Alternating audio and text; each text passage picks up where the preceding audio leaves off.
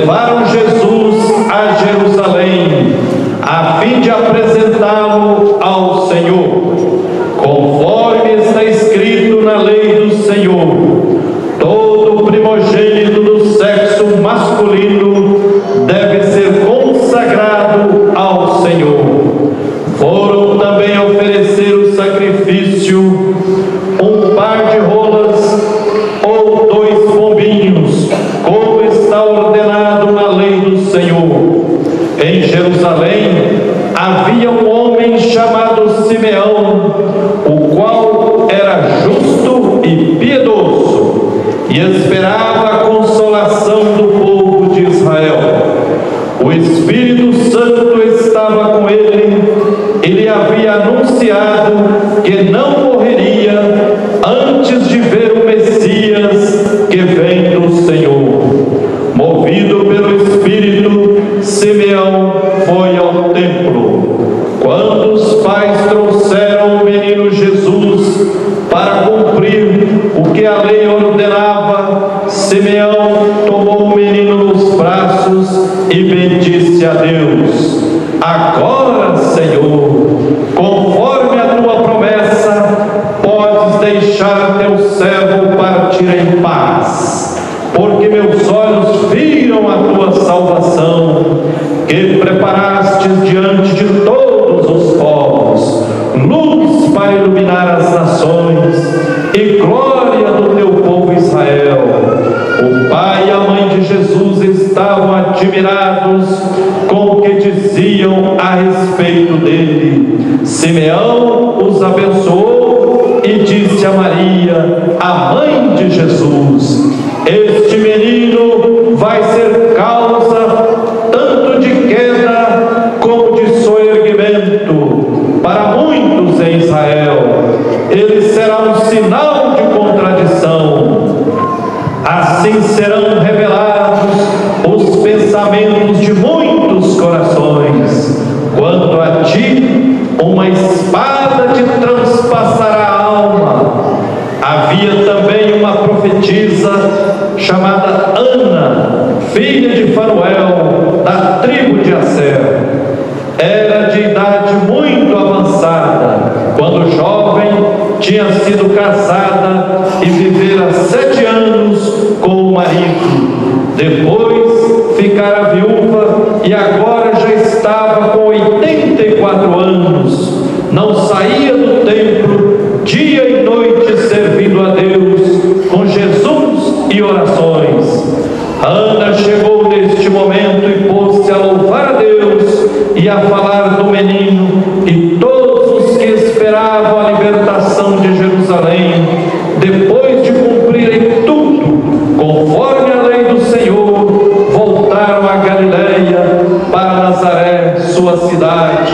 O menino crescia, tornava-se forte, cheio de sabedoria, e a graça de Deus estava com ele. Palavras de salvação.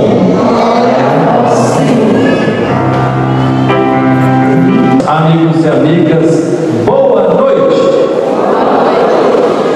Que bênção, que maravilha de Deus poder a graça e também a responsabilidade de, na última noite de 2023, estar com vocês aqui na querida matriz de Nossa Senhora Aparecida, na querida cidade de Arinos, no noroeste de Minas, celebrando.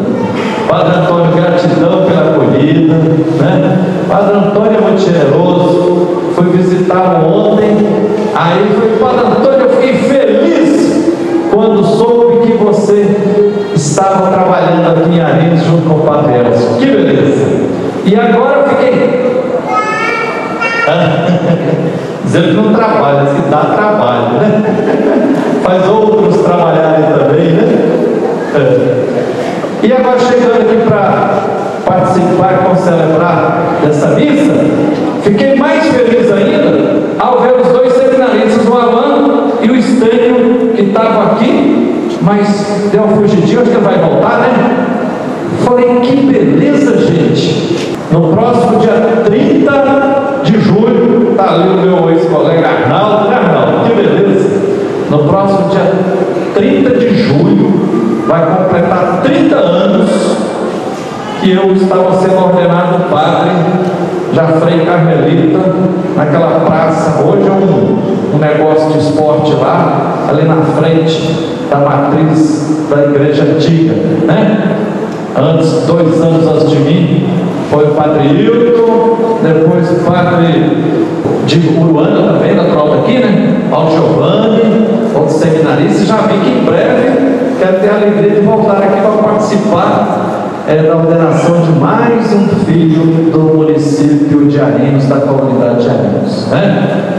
Os mais novos aqui que não me conhecem, então eu sou o Frei Gilvander Luiz Moreira, sou filho da dona Leontina, que faleceu há 8 anos atrás, está na glória de Deus, filho do papai José Moreira de Souza, que também partiu para a vida plena há 22 anos atrás, né? Sou irmão do Silvano, da Rosimeire, da Rosimar, tenho sobrinhos e sobrinhas, sobrinhos e primos aqui. Então é uma alegria estar aqui em Arinos, né? Eu sou muito grato à querida comunidade de Arinos, porque nasci lá no Rio Paranaíba, mas com 4 anos de idade, minha família migrou para Unaí, depois mudamos aqui para Capa, fazendo do Afonso Emílio, onde hoje é o assentamento Lamarca, e depois consegui comprar um pedacinho de terra lá no Rio Claro, uns 42 quilômetros para lá, então fui criado aqui em Arinos. Então eu sou muito grato. Se tem uma placa ali na saída da cidade, com a inscrição lá de João Guimarães Roça, dizendo assim: Rio Urucuia, meu rio de amor. Se eu pudesse dizer, eu dizer assim: Arinos, a cidade de amor do meu coração. Então continuo já há 26 anos morando em Belo Horizonte, mas missionário ambulante por Minas Gerais, pela Comissão Pastoral da Terra, pelo Centro de Estudos Bíblicos Carmelita, com os freis carmelitas, que tinha aqui também, Frei Vicente, era carmelita aqui em Arinos, né? E hoje estamos só com uma paróquia em Unaí. Então, irmãos e irmãs, é uma alegria estar com vocês aqui. E esse momento agora é o momento da homilia, né? Eu fiquei muito feliz quando tive a alegria, a bênção e também responsabilidade de fazer lá em Roma, pertinho do Papa, um mestrado em interpretação da Bíblia. E aí tive que estudar línguas como grego, hebraico, aramaico. Aí estudando o grego, eu descobri que a palavra homilia é uma palavra da língua grega que significa diálogo. Diálogo. Então fazer homilia é dialogar, entrosar, conversar a nossa vida, a nossa realidade com a palavra de Deus a partir da Bíblia. Então o momento da homilia não é momento de se fazer sermão, de ficar de dedo em riste assim, e com posturas fundamentalistas e moralistas ficar passando sabão nas pessoas, né? Ei, você não confessou, ei, você faltou a missa, ei, você amaziado, desquitado, e tal, puxando a orelha de todo mundo. Não, né? É momento para a gente alimentar o nosso espírito. Está lá no Evangelho de Jesus Cristo que nem só de pão vive a pessoa humana, mas também de palavras boas. Então espero partilhar com vocês nessa celebração em que nós celebramos a Sagrada Família, Jesus, Maria e José. E aí é importante primeiro a gente não esquecer que mesmo essa noite, nós fazendo a travessia para o ano novo de 2024, devemos levar na nossa memória, no nosso corpo, a fina flor da espiritualidade do Natal, né? Natal, o divino abraçando o humano, aparecendo no nosso meio, numa criança pobre, de periferia, numa ocupação, né? Lá na periferia de Belém, e que foi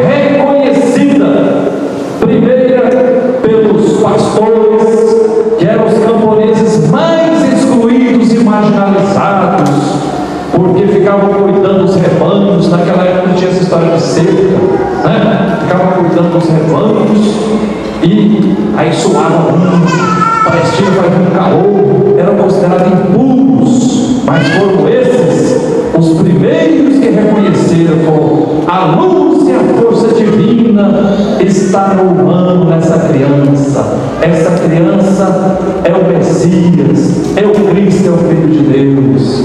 Isso segundo o Evangelho de Lucas e segundo o Evangelho de Mateus. Os primeiros que tiveram a grandeza ética e espiritual de reconhecer Deus se encarnando no humano foram os magos. E magos não diz respeito a astrólogos, mas a pessoas que vêm do Oriente, de outras culturas, né? Quer dizer, e Mateus vai dizer que os poderosos daquela época, como Herodes, rei opressor, repressor, não reconheceram Jesus. Ao contrário, tramou para tentar matar Jesus, fazer uma matança de crianças. Então, que a gente, nessa virada de ano, tenhamos a grandeza de também não apenas entrar no ano novo, mas de buscarmos sermos pessoas novas, buscando, cultivando o mais humano que existe em nós. Deus, pelo Natal, se torna humano para que nós possamos nos tornar divinos, né? Nós não somos apenas pessoas humanas, somos também pessoas divinas. Está lá no primeiro capítulo de Gênesis, dizendo assim: Deus, um poema descrevendo a maravilha que foi a criação e continua sendo, e diz assim: eis que estou criando homem e mulher em pé de igualdade, imagem e semelhança de Deus. Nós somos imagens e semelhanças de Deus. Somos pessoas que temos vocação de infinito, vocação para brilhar, vocação para amar, vocação para servir, para sermos pessoas solidárias, cheias de ternura, pessoas que cuidam, pessoas também que ficam indignadas diante das injustiças e levantam a voz, como os profetas e as profetisas, diante das injustiças, das violências que acontecem. Isso é cultivar a nossa dimensão espiritual. O apóstolo Paulo fazia questão de dizer em alto e bom som: nós somos templos do Espírito Santo. Nós somos templos do Espírito Santo.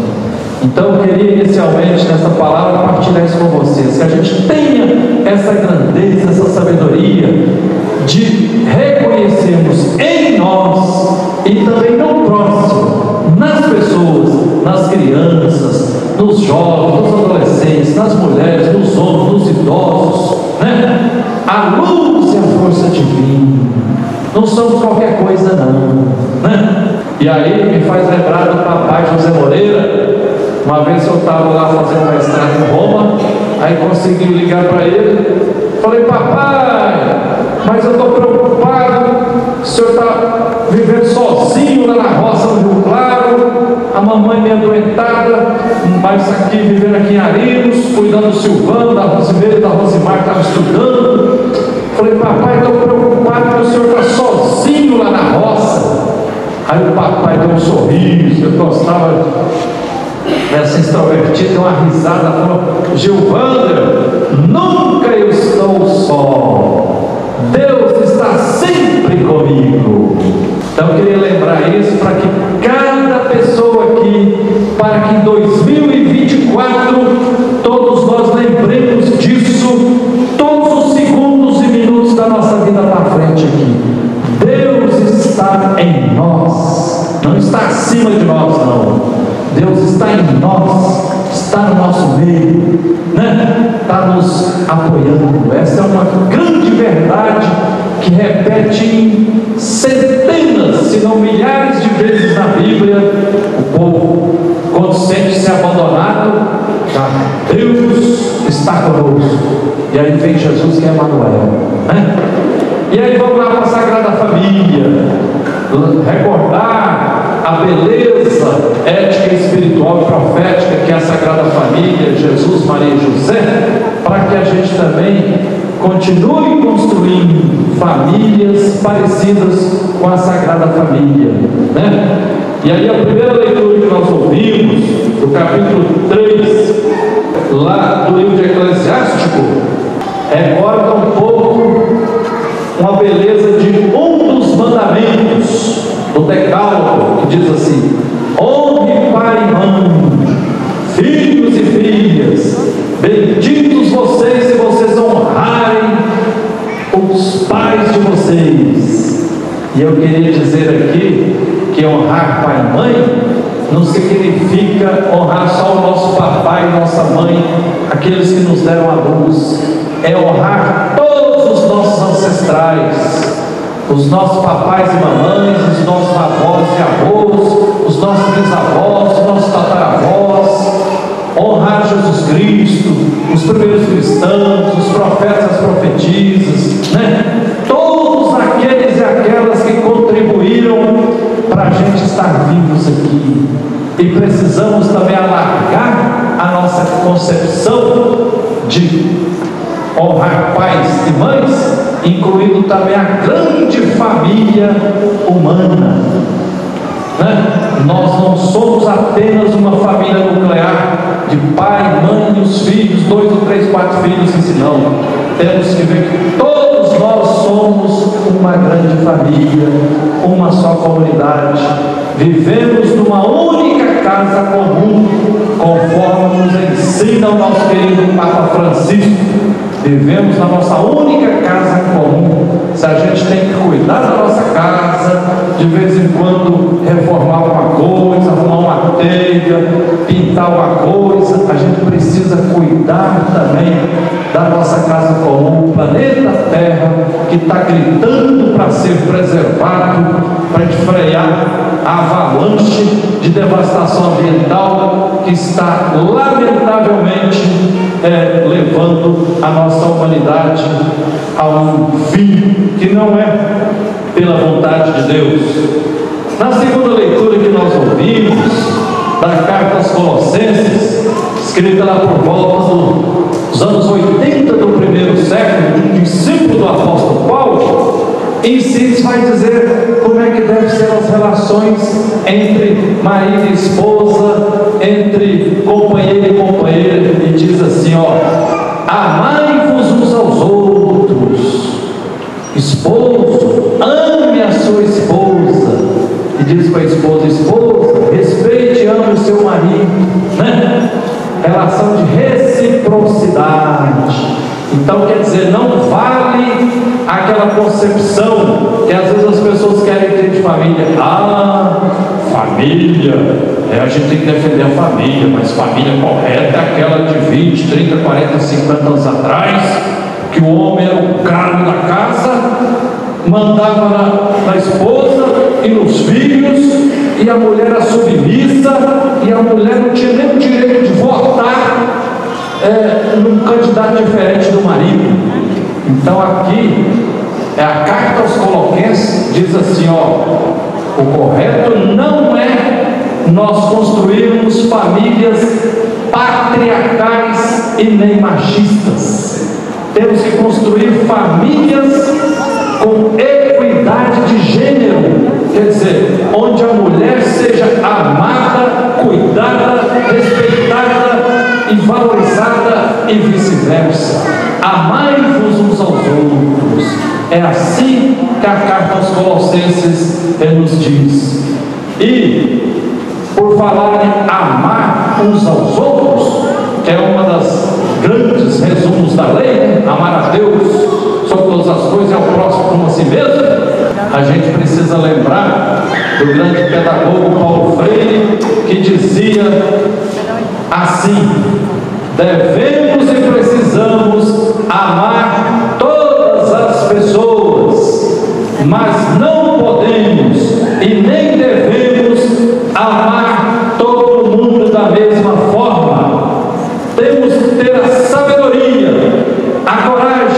discernimento para amarmos os empobrecidos, os enfraquecidos, os injustiçados, os violentados, os caídos, o elo mais forte da corrente.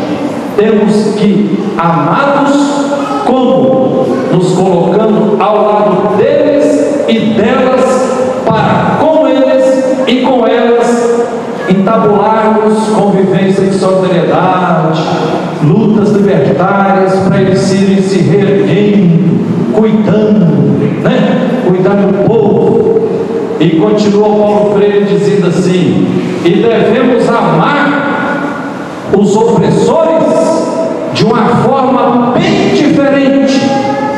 Não é paparicando, puxando o saco deles, não, baixando a cabeça, engolindo seco, mas só cumprindo ordens e levando chibatada nas costas. Não. Devemos amar os opressores, os exploradores, que lamentavelmente tinha na época de Jesus, no Império Romano, que campeava e continua ao longo da história, e hoje no nosso querido Brasil tem lamentavelmente muitas pessoas, não em número, diz que é 1%, é 1% da humanidade que vive não cuidando das pessoas, mas tosqueando as pessoas. Esses opressores e exploradores nós devemos amá-los como? Fazendo o possível e o impossível para retirarmos das mãos deles as armas da opressão. Aí a gente ama esses que exploram, lutando para superar as injustiças.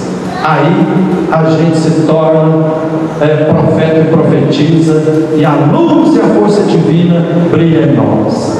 Para concluir, meus irmãos e minhas irmãs, até para não ser muito longo, no Evangelho que nós ouvimos, a gente vê José e Maria apresentando Jesus no templo. Isso tem várias belezas nesse Evangelho, capítulo 2 de Lucas, versículos de 22 a 40. Primeiro, que apresentar Jesus no templo significa nós vamos consagrar Jesus. Jesus terá uma missão de ser luz dos povos, para ser ungido de Deus, o Messias, Segunda beleza, naquela época, como tinha os sacerdotes do templo, muitas coisas eram privatizadas. Para se fazer um rito de purificação tinha que pagar, para se fazer a apresentação tinha que pagar, E diz aqui o Evangelho: Maria e José puderam pagar apenas a oferta que os pobres davam, um casalzinho de rolo de pombas, oferta humilde.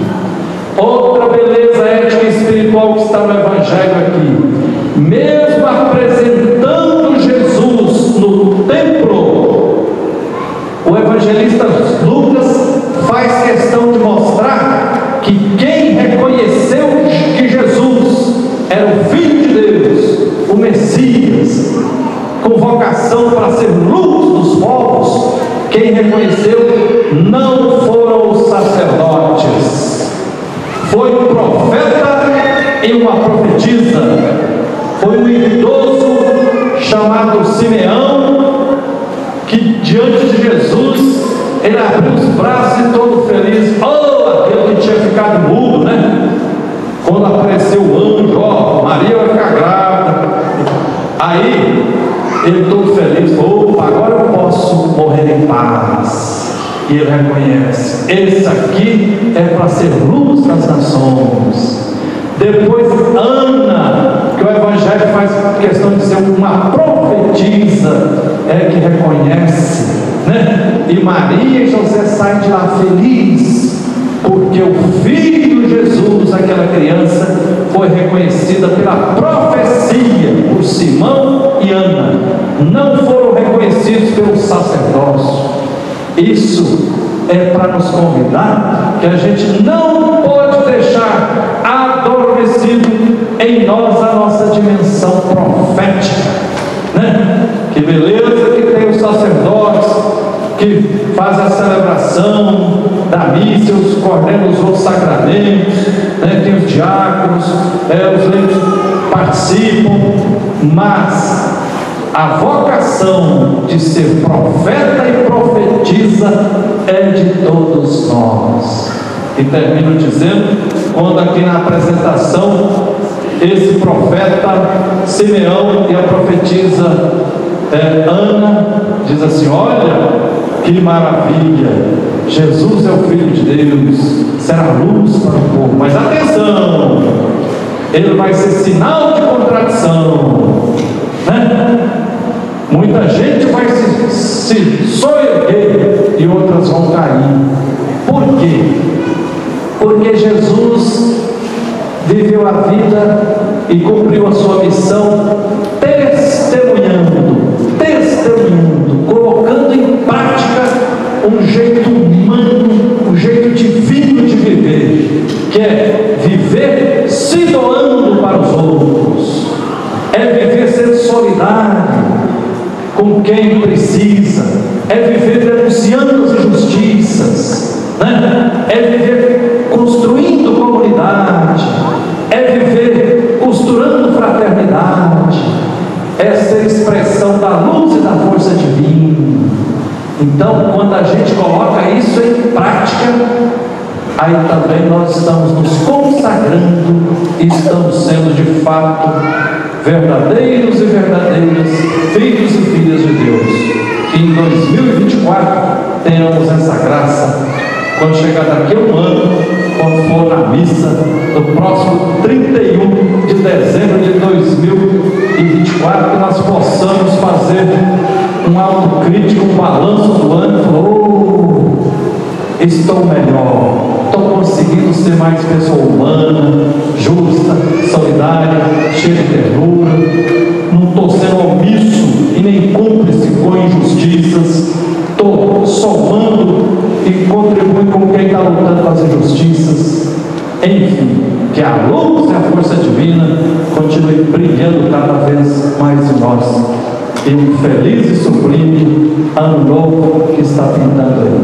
Louvado seja nosso Senhor Jesus Cristo, sempre seja louvado. Direito vem, nosso direito vem, se não tem nossos direitos, o Brasil para também. Confia em Cristo Rei, que nasceu lá em Belém e morreu crucificado porque nos queria bem. Confiar em seu amor, é reclamar Deus doutor, mas nossos direitos vem.